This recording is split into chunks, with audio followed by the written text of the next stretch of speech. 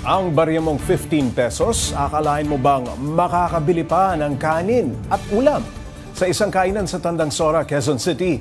Posible yan, kaya naman patok na patok sa mga estudyante at mga nagtatrabaho. Para bigyan ng mukha ang balita, Mobile Journal Ivan Tarinque.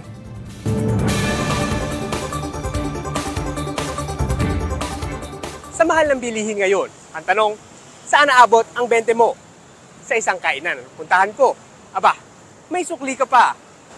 Pasok mga suki. Presyong divisorya ang mga pagkain dito sa isang tindahan sa Tandang Sora. Sa halagang 10 piso kasi. Aba, may ulam ka na. At ang Java rice, 5 piso lang. Umorder ka ng 2 wheels sa halagang 30 pesos. Pwede ka na mabusog, kaya naman binabalik-balikan ng mga parokyano itong Mr. Gavino's Meat Shop na matatagpuan sa Tandang Sora Avenue sa Quezon City. Ang dati nilang 70 pesos na budget sa pagkain, binaba na nila sa presyong 15 pesos per meal.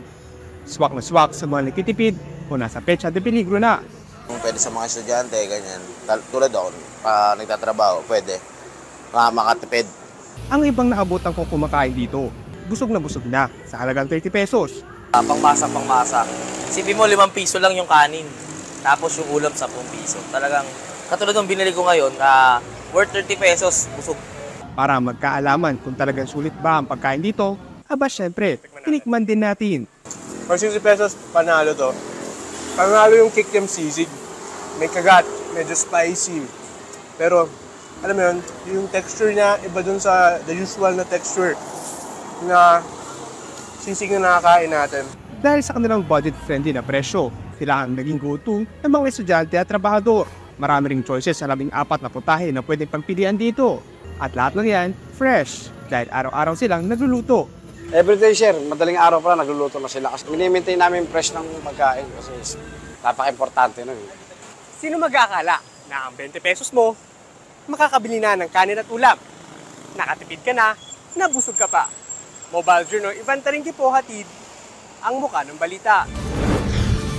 Pag-usapan pa natin ang 15 peso meal sa Quezon City kasama si Mobile Journal Ivan Tarinque. Mukhang pwede na, Ivan, ano? Pero napakarami palang choices, ano? 14 na ulam ang pwede mong piliin. Yung Java rice, may plain rice din ba yun? Pops J, sa kanila, Java rice lang yung meron. Okay. So, yun yung... Tapos kakamay ka pa eh. Kakamay ka pa. So, ramdam na ramdam mo talaga yung pagkain, no? So, yung 14, medyo marami talagang choices. Banggitin nga natin. So, may longganisa. Longganisa, nakita may natin. Siomay.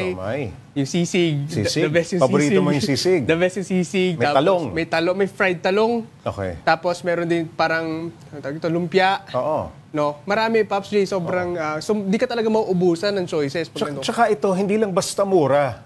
Talagang magugustuhan mo yung lasa. Magugustuhan mo talaga yung lasa, Pops J, no? Hindi yung, sa totoo lang, ako talaga, nagustuhan ko talaga yung lasa ng sisig. Mukha nga eh. Parang ang sikip ng jacket natin. Sikip mo yung jacket. Naka-doble pa ako. Okay. Ivan, kamusta yung pila? Pinagkakaguluhan ba ito? So, Pops J, no, kanina medyo maswerte. Oo. Ako, dahil nga walang pasok, ibang eskwelahan malapit. Na-solo mo? Halos na-solo ko. So, nung maaga pa, halos ako lang kumakain. Pero pagdating no around 10, dumami na kagad yung tao. No? So, sunod-sunod yung pagpasok ng mga tao dun sa tindahan.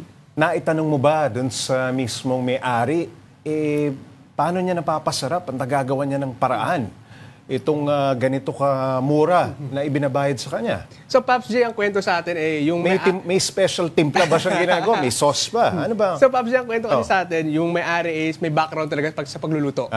Isang chef daw yung may-ari talaga, no? Kasi yung tindahan na to, hindi lang naman talaga siya bilihan ng pagkain, no? Meron, ito rin parang butcher shop din siya. Okay. So, parang, ang dating parang, kung familiar kayo doon sa may bodega style, gano'n yung dating ng kanilang tindahan. No? So may lutong pagkain, pero pwede ka rin bumili ng raw meats.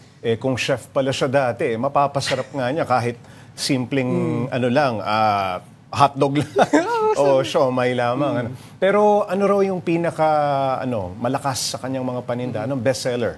So madaming bumibili kanina, nakausap natin yung, yung dried. Okay. Yung dried fish talaga. Ang tawag ito, parang dried tilapia siya eh. Okay. No, yun talaga yung kaninang napapansin pa natin, pag may dumarating na parokyano, yun talaga yung binibili. No? Hindi nawawala sa plate nila yung itong dried tilapia. Oo.